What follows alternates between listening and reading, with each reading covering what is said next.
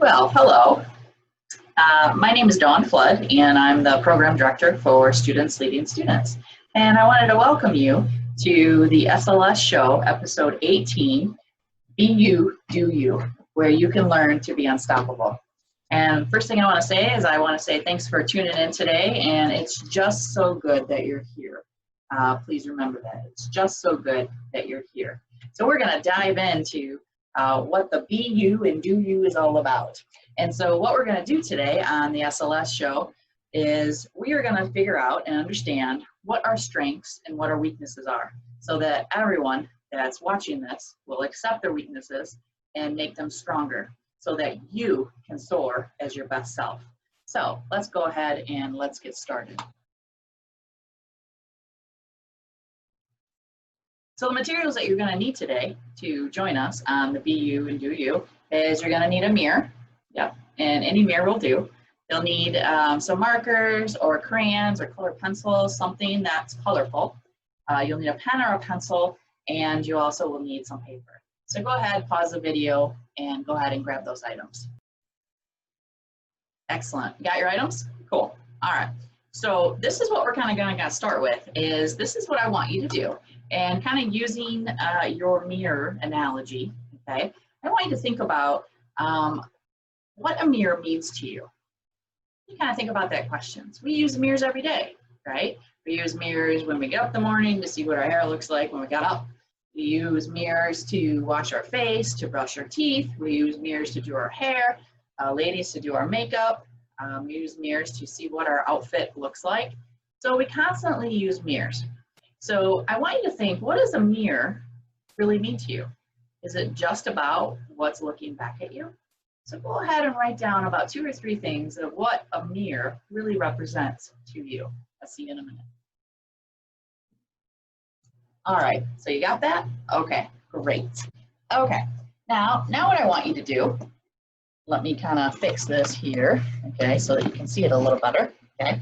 All right, so this right here was my attempt to draw this, and I was not given the gift of being able to draw, so please forgive my mirror representation, okay? But this is what I want you to do on that paper that you have, is I want you to draw a mirror. And it can look like this, or it can be round, circle, it doesn't matter. But I want you to draw that mirror, and on your mirror, I want you to write your name at the top. So I'll go ahead and write my name at the top so that you can see it, okay? All right, and underneath your name, I want you to write down what are 2 things that pop into your mind when you look in a mirror. Wow, that's pretty heavy question. What are 2 things that pop in your mind when you're looking at this? So go ahead and write those 2 things on your mirror. All right, so did you write those down? Okay, cool. All right, so I'll kind of share with you what I wrote. And so you kind of saw that I wrote my name, just like I asked you to do. And then the 2 things that come into my mind when I look in this mirror every day is, 1, my looks, right? Because mirrors represent reflection. But the other is kind of how I feel. Because I think that when you look in a mirror, it comes to you about how you're feeling. So for example, if you're feeling really, really good, when you look in the mirror, you might be smiling because you're feeling great. So those are the 2 things that I wrote down. So looking at what you wrote down, I want you to kind of think about, did you write down mostly positive? Were those 2 things positive? Were those 2 things negative? Was it a mix of both? Okay. So mine too, they could be both, depending on my mood, right? Depending on my mood. So what does this whole mirror activity have to do with self-acceptance? Well, it all starts with how you feel, okay? And self-acceptance comes from the inside. And so in order for you to soar and be your best self, to be you and do you so that you can be unstoppable, you have to be able to accept your strengths, your weaknesses, your flaws, your good and your bad, okay? So for example, you have to accept that some days you're not going to have a good hair day. It's just not going to flow. You have to accept that some days when you look in the mirror, you're just going to feel awful, especially if you're sick or if you're struggling with something. So the first thing to self-acceptance is to say, it's okay. It's okay how I'm feeling. And it's okay of what's looking back at me. That's the first step. So now what I want to do, now that we kind of broke it down a little bit of the mirror, because mirrors are a great analogy when it comes to self-acceptance, because what's looking back at you and how you see yourself is a great tool that you can use. All right, so let's kind of break it down a little further. Okay, so now what we're going to do is I'm going to show you a series of flowers. It's going to be 9 flowers to be exact. And what I want you to do is I kind of go through the flowers. I want you to write down which flower represents you the most. So pretty easy. So the first one that we're looking at here is this purple. I'm not quite sure what kind of flower it is, but it's pretty colorful. So if you like what that flower looks like, and if you think that flower is a good representation of you, then you would pick that flower. So again, there's 9 flowers. So if you want, you can just write down the number as we kind of go through it. So this is flower 1, flower 2, flower 3, flower 4, flower 5, flower 6, flower 7, flower 8, flower 9. Okay, so those are the 9 flowers. So go ahead and take a minute and write that down. All right, so you have your flower number wrote down, right? All right, cool. So let's see what those flowers mean. Okay, what's the code behind those flowers? So if you chose flower 1, I want you to write down the word be, B-E.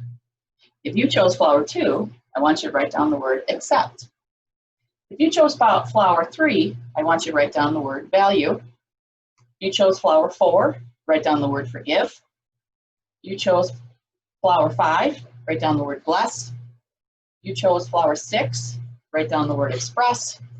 If you chose flower 7, the word is trust. If you chose flower 8, the word is love. And if you chose flower 9, the word is empower. So go ahead, next to that number flower that you have, write down the word that accompanies it. Okay, so you chose the flower when you looked at it that you thought best represented you. And then now we know which word kind of goes with that flower that we chose. So looking at the flower that you had wrote down that you chose, how does that word that goes with that flower relate to you? You should think about that question. How does that word relate to you? So for example, if you wrote down that the flower number 2 represented you the most, does the word that goes with it, accept, does that relate to you? Do you accept others? So go ahead and think about that question, and I'll come back. Okay, so it's good to use flowers as kind of an analogy, because flowers are pretty, they bloom, they start off as a seed, but you have to, water it so it grows, you have to take care of it, and that's the same thing with us. Okay, we have to take care and nurture ourselves so that we can soar and be the best self that we can be. So looking at this list, okay, so you already chose the flower that you thought, and maybe you're thinking, the word that goes with that flower just isn't fitting. That's not really, doesn't really relate to me. Okay, so now I want you to think a little broader. All right, so we have 9 words that go with the 9 different flowers that we saw. Looking at these, and again, the words are be, accept, value, forgive, bless, express, trust, love, and empower. Looking at these 9 words, what I want you to do is I want you to pick the word that is your strength. Which one of these words do you do very well? That is a strong representation of who you are. So which one is that? And then when you look at your strengths, you also got to look at the other side, which is your weaknesses. Which one of these do we struggle with, that we want to improve, but we struggle with? And for many of us, it might be this one, forgive. Maybe forgiveness is a weakness, but we struggle with that. It might be trust, okay? If we've been lied to or if we've been hurt in the past, we may struggle, and a weakness of ours may be trusting others, okay? So using these 9, I want you to pick out what your strength is and which one's your weakness is, and go ahead and write that down. All right, so you got that? So you picked a word, one of these words that represent your strength, and then you picked one that represents your weakness, okay? So I want you to kind of think about, how does that make you feel? I want you to think about, you know, are they related? Maybe they are, maybe they aren't, okay?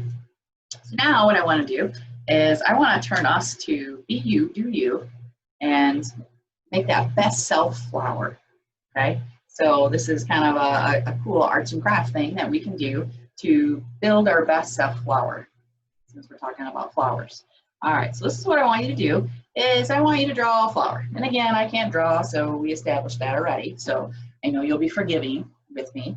Okay, so draw a flower. All right, so my flower here is, you'll have a center. I have a center here. All right, and then I have a stem. Stem, leaves, and then I have the petals. Petals, okay?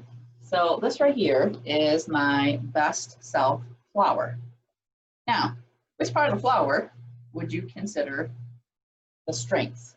What is the strong foundation of the flower? You're right, okay? It's the stem, right? This is the strong foundation, absolutely, okay? Which part of the flower would you consider fragile? That it is fragile. You have to be careful with it. And that sometimes your weaknesses can make it fragile.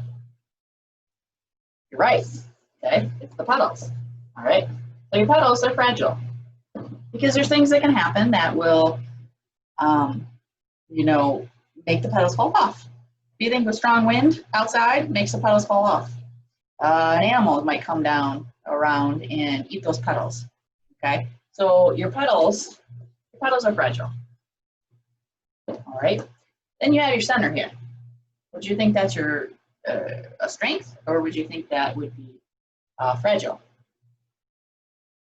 Okay, and kind of half and half, all right? So we'll say this is your half and half, all right? Okay, now, question. How can the strong part help the weak parts, okay? Because in any flower, it starts off a seed. You plant it, you put dirt in it, little miracle grow to help it, and water it, and it starts growing. So it turns from a seed down here in dirt, and it starts growing. So it grows with the stem first, then leaves, and then it eventually grows to your pretty, pretty flower. And that's what we are. We have a foundation. And everything that we do, the skills that we learn, the opportunities that we have, make our stem, our foundation, our core strong. But when it comes to things that maybe we're nervous about or uncertain, or maybe situations change, then our flower gets a little fragile. All right, so this is what we're gonna do, is we're gonna build your flower. Let's create your flower, okay? So you drew this, right? All right, and so on each petal around, I want you to put a strength. Because even though this part of the flower is fragile, okay, it can eventually become your strength when your stem and your foundation is strong. So on each petal, I want you to write, what is the strength you have? So depending on how many petals you put on your flower, go ahead and put that many strengths. I'll see you in a minute. All right, you have your flower? Okay, so I'll kind of share with you my best self flower. So the petals that I had 1, 2, 3, 4, 5, 6, 7, 8 petals that I want to represent, okay, my strengths. And so I have heart, because I have a big heart. I I have listen, I have cook, I have voice, because it's important to share your voice and stand up for yourself. I have faith, because my faith is very important to me. I have trust. I have accept. You accept situations, accept others. And then I ended with love. So those are my petals that are my flower strengths that help me be my best self on my strong foundation. So I wish I could see all of yours, but I'm sure that I will someday. All right, so now to kind of close us, what I want you to do is I want you to go back. You can go back to the first mirror that you drew. This mirror. Go back to this one, or you can draw a new mirror. Why don't we draw a new mirror? Let's draw a new mirror. And again, we established that I cannot draw, so this will be my new mirror. And what I want you to do on your new mirror, I simply want you to write, I am who I am, and I love me. Go ahead and write that in your mirror. I am who I am, and I love me. Excellent. All right, so thanks for tuning in today on today's SLS show, episode 18, Be You, Do You, so that you, my friends, can be unstoppable, because that's our goal. Be you, do you, so you can be unstoppable.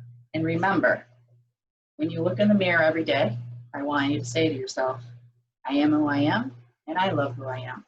Strengths, weaknesses, flaws, and all.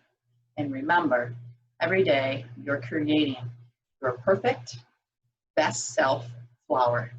So until next time, let us continue to be kind, accept each other, so that we all, when we look in the mirror, we can be proud of who we are. I'll see you later.